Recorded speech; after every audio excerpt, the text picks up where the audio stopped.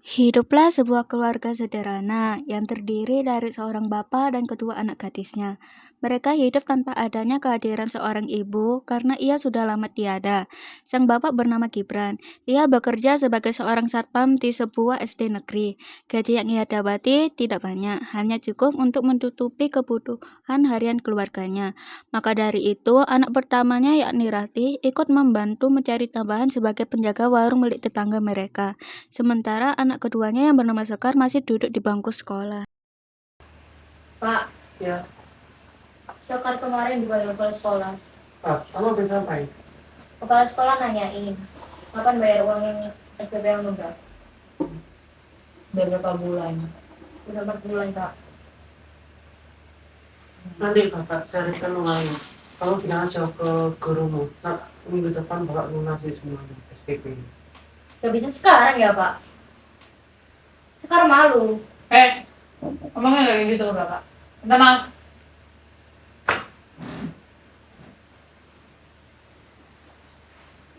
Adik minta maaf.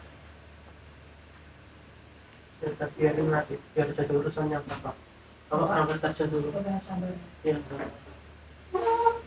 Hari menjelang sore, Rati baru saja pulang dari warung. Setelah seharian, ia membanting tulang membantu sang ayah mencari nafkah.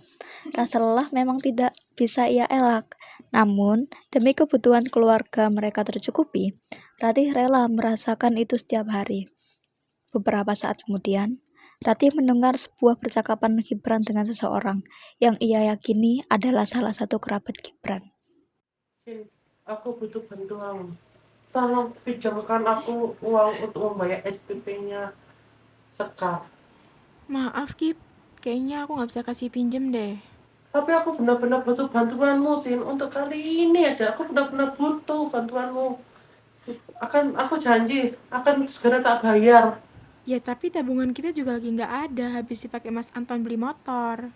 Ya udah, makasih. Maaf telah merepotkanmu. Salam untuk Anton. Assalamualaikum. Mendengar percakapan Gibran dan Sinta melalui telepon, membuat hati Ratih menjadi semakin sedih. Ia juga bingung bagaimana caranya untuk meringankan beban Gibran dan membantu mengatasi masalah adiknya. Tak ingin terlalu berlarut dalam kesedihan, Ratih pun akhirnya memutuskan untuk memasak makan malam. Pak, Bapak makan malam yuk. Pak. Pak. Pak. Pak. Bapak kenapa? Pak. Bapak. Pak. Pak. Bapak kenapa ini? Ya nggak tahu. Bantuin buat antar ke kasur. Gimana dok kondisi bapak? Bapak gimana bapaknya? Bapak kamu sepertinya tekanan serangan jantung. Saya sarani bapak kamu untuk harus dibawa ke rumah sakit untuk pengobatannya gimana?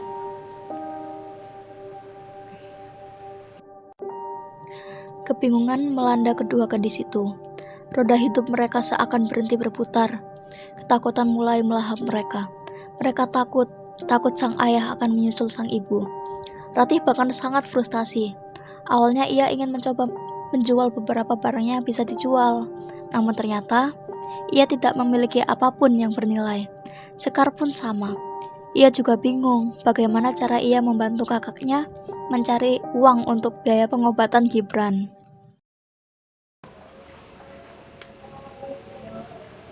Kak, sekarang ikut kan di warga buat nambahin biaya pengobatan bapak. Gak usah deh, aku juga fokus sekolah aja, aku juga kan ujian kan, gak usah biar kakak. Aku pengen berhenti sekolah aja deh. Enggak, ngapain berhenti sekolah? Buang-buang tenaga aja. Ya aku tuh kayak gini juga buat nyari kerja, nyari kehidupan kamu juga. Kamu fokus sekolah, kamu butuh masa depan juga. Itu yang aku perlu dari kamu. Khusus aku ada loh kak. Sekarang aku tanya, gimana caranya kakak dapetin uang? Udah, kamu gak usah mikir gitu. Itu biar jadi urusanku. Kamu fokus ke sekolah. Ngerti?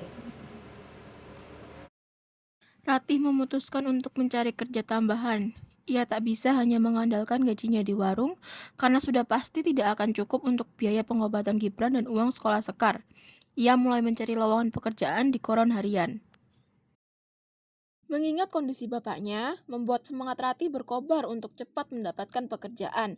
Dari ujung ke ujung ia datangi untuk melamar pekerjaan, namun ia selalu ditolak.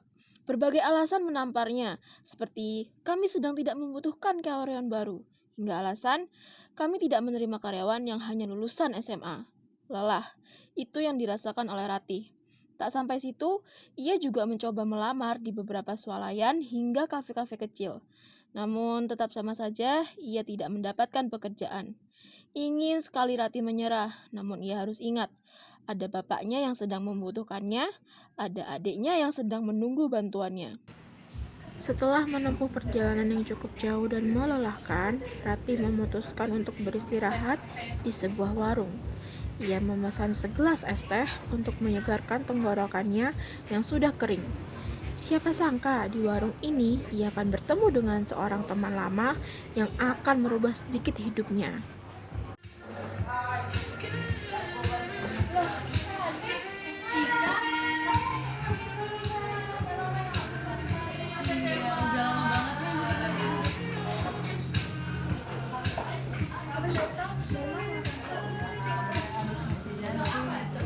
Bapakku lagi sakit sama adikku kemarin terancam keluar sekolah.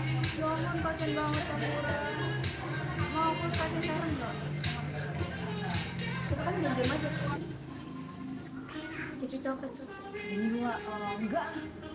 Ya cari duit boleh lah, cuma nggak usah ngaktif Deh, nggak usah sok suci, lu butuh duit kan? Ya walaupun sok suci ya, kamu copet di jalan ya. Ya nggak mau. Ra, dari aku dulu. Duduk, aku tahu. Coba itu tindakan kriminal. Karena kita realistis saja. Realistis gimana sih? Kita tuh anak SMA, nggak ada yang mempekerjakan kita. Walaupun kita menjasa ya, belum dapat kita.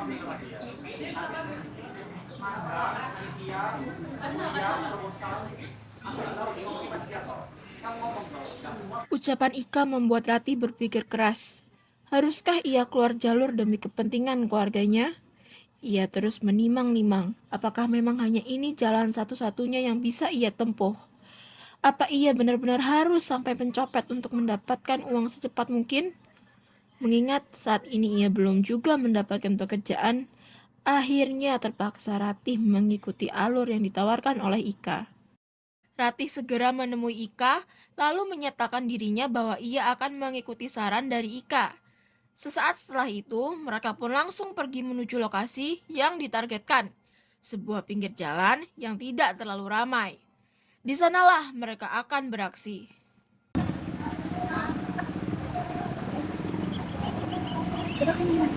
Gimana? Coba kamu cek dulu. Coba kamu tabrakin dulu. Gratis. Cadangan kapal. Biasa cadangan.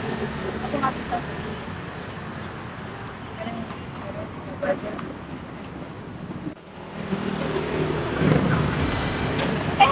Mbak, nggak apa-apa. Nggak apa-apa. Kita maaf kok. Beneran nggak apa-apa mbak. Maaf banget kalau semisal mbaknya dulu pak. Gimana? Kalau jalan sebelah ya.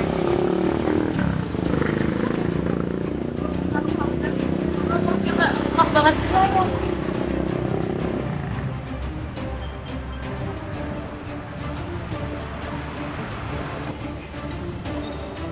Ya bagus banget. Keren. Dah, ambil semua. Makan. Papa. Sampai hati-hati ya. Bye. Kata orang, setiap tindakan yang kita lakukan pasti ada konsekuensinya. Entah itu baik atau buruk, semua ada dengan kita. Kita yang memilih, kita juga yang menentukan. Dulu Ratih sangat berpegang teguh dengan kalimat itu. Dan hal itu yang membuat ia dulu selalu berusaha berbuat baik. Namun sekarang ia tak memikirkan itu lagi. Menurutnya, keadaanlah yang jahat padanya. Sehingga ia terpaksa melakukan pekerjaan kotor ini. Ratih memutuskan untuk kembali ke rumah karena hari semakin sore. Ia juga harus segera melihat kondisi bapaknya. Ia cukup khawatir meninggalkan Gibran di rumah hanya dengan Sekar. Ia takut sesuatu buruk terjadi pada bapaknya. Ia pun pulang menggunakan ojek yang berada tak jauh dari lokasi copet tadi. Tak membutuhkan waktu lama hingga akhirnya ia menapakkan kakinya di rumahnya yang sederhana. Dia ngapain deh? Dan itu Kak, Terus kondisi bapak gimana? ya tadi Bapak sepertinya akan berat. Oke. Besok kayaknya aku ke rumah sakit. Kak, udah ada uangnya. Udah kebetulan langsung dapat ini murah banget. Dari mana Kak? Kak udah berangkat? Ya adalah di urusan. Ya Kak, makasih ya. Ini beneran. Ya mau gimana? Udah kamu belajar ya. Sekarang lagi. Ya,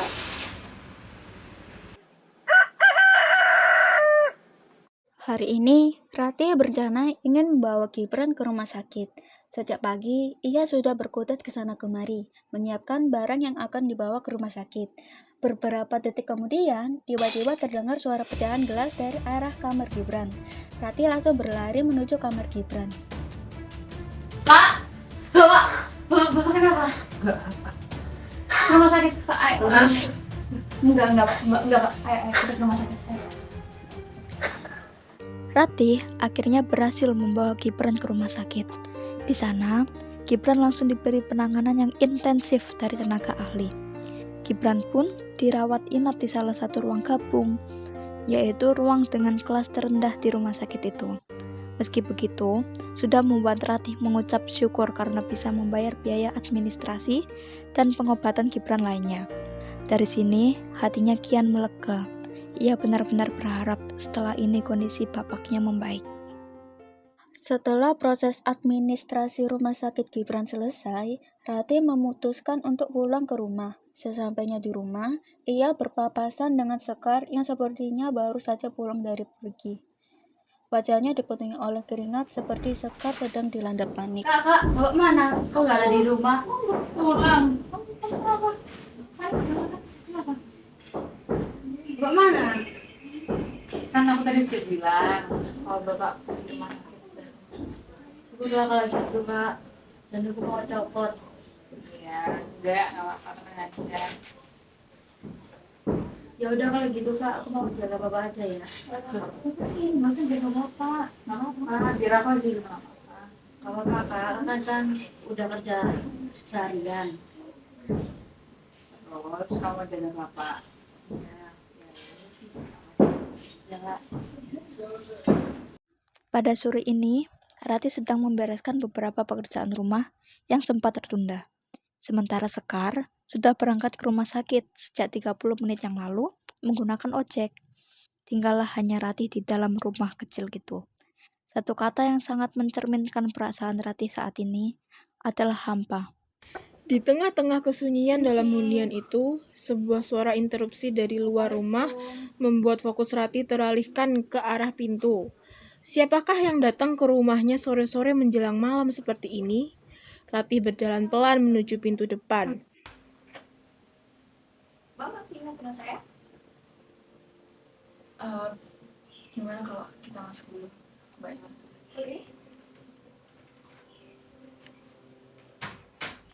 Saya untuk sebelumnya minta maaf banget kemarin saya mengingatkan untuk Mbak, dan tapi saya terpaksa harus melakukan itu karena saya di kondisi mendesak, Mbak. Kalau ayah saya lagi sakit dan adik saya terancam keluar dari sekolah karena SPP-nya kurang lebih, saya udah janji untuk ganti rugi dan tolong ke Mbak buat lapor ke polisi. Saya akan nyicil. Udah, kamu tenang ya. Saya nggak ada niatan buat apa buat itu. Dan saya juga nggak ada niatan buat kamu minta maaf ke polisi. Mbak, jangan terlalu baik. Apa? Saya tuh ngelakuin kesalahan ke Mbak, dan kalau Mbak kayak gini tuh bikin saya merasa bersalah juga.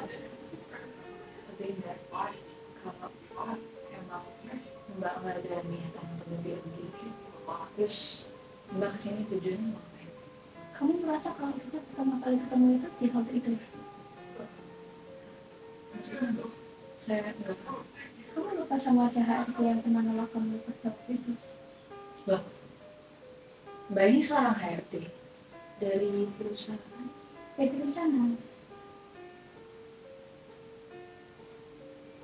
Jadi kalau kamu pikir saya kesini buat marah-marah itu sih.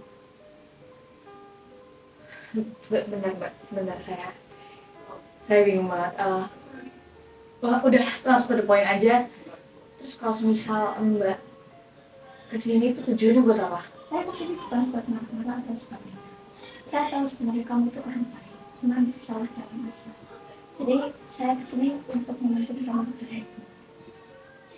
Berarti saya keterima di PT Kencana.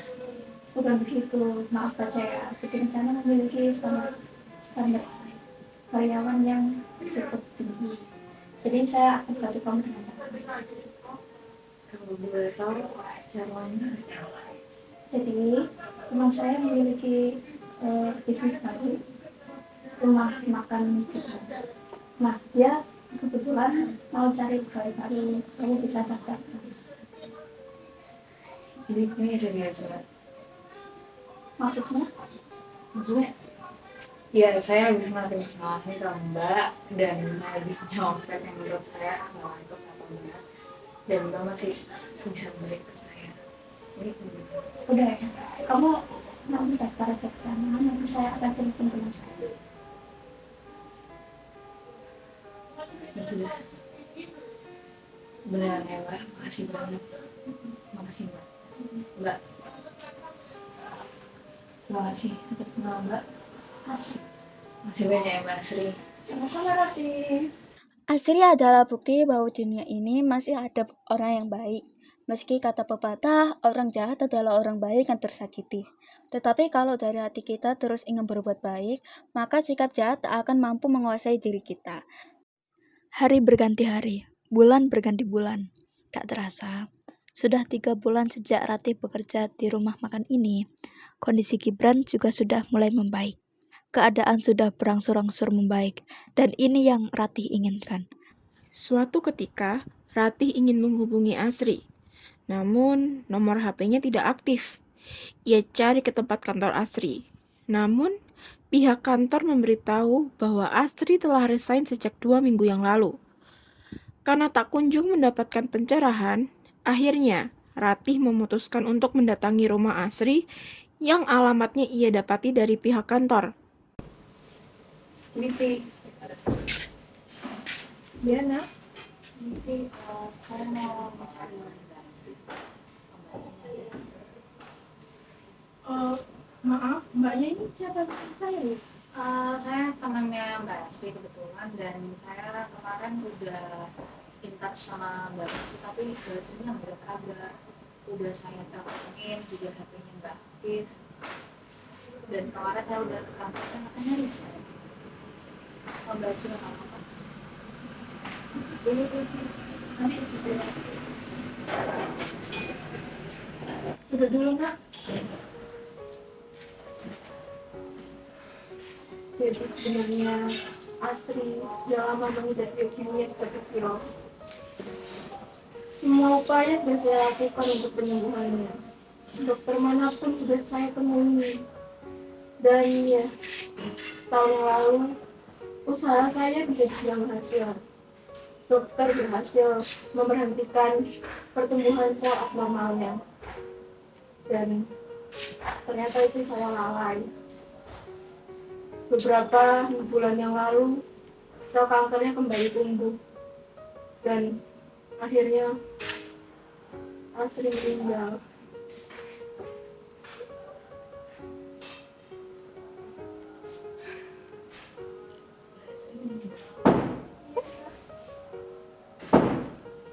Dan karena sudah telat banget, akhirnya benar-benar tidak jadi ini.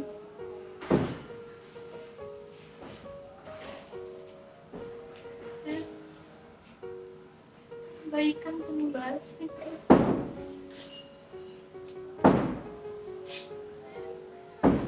ganti kebaikan bahas kita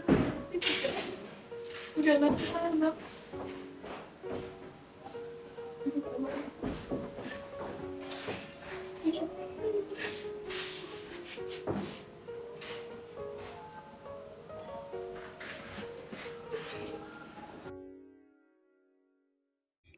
Waktu adalah hal yang paling krusial dalam hidup kita. Kita tak pernah tahu kapan waktu kita habis, kapan kita akan berpulang. Waktu itu misteri, tak pernah tertebak. Hanya Tuhan yang tahu. Tidak ada kata pengulangan dalam kamus waktu. Karena kalau sudah berlalu, maka tidak ada yang kembali. Penyesalan, itulah rasa yang menggerogoti hati Ratih saat ini. Ia belum sempat membalas kebaikan Asri, belum sempat mengembalikan sesuatu yang bukan miliknya kepada Asri. Telat, itulah kata yang terngiang-ngiang dalam otaknya. Ribuan andaian memenuhi otaknya, namun semua itu tetap sia-sia baginya. Kematian adalah suatu hal yang tidak ada siapapun yang bisa menghindarinya. Peninggalan Asri meninggalkan luka yang menganga dalam hati Ratih. Ratih hanya bisa menangis dan mendoakan Asri supaya tenang dalam sana. Waktu terus berjalan seperti roda yang berputar, tidak akan pernah berhenti meski banyak kerikil menghalangi jalannya. Ratih mencoba memulai hidupnya kembali dan menatanya seperti semula. Ia tahu, berduka dengan waktu yang lama hanya akan menghabiskan waktunya saja. Ia tidak mau menyia-nyiakan waktunya lagi. Karena waktu terus berjalan, maka hidupnya harus terus berjalan. Ia juga tidak mau berbuat jahat lagi, meski keadaan memporak-porandak hidupnya. Banyak jalan yang bisa ia tempuh, tanpa harus menyelipkan kejahatan di dalamnya. Ratih sadar bahwa sejak pertama sebenarnya ia memiliki pilihan untuk tetap menjadi orang baik. Karena kejahatan tidak akan pernah menyelesaikan masalahmu, hanya akan menciptakan masalah baru di kemudian hari.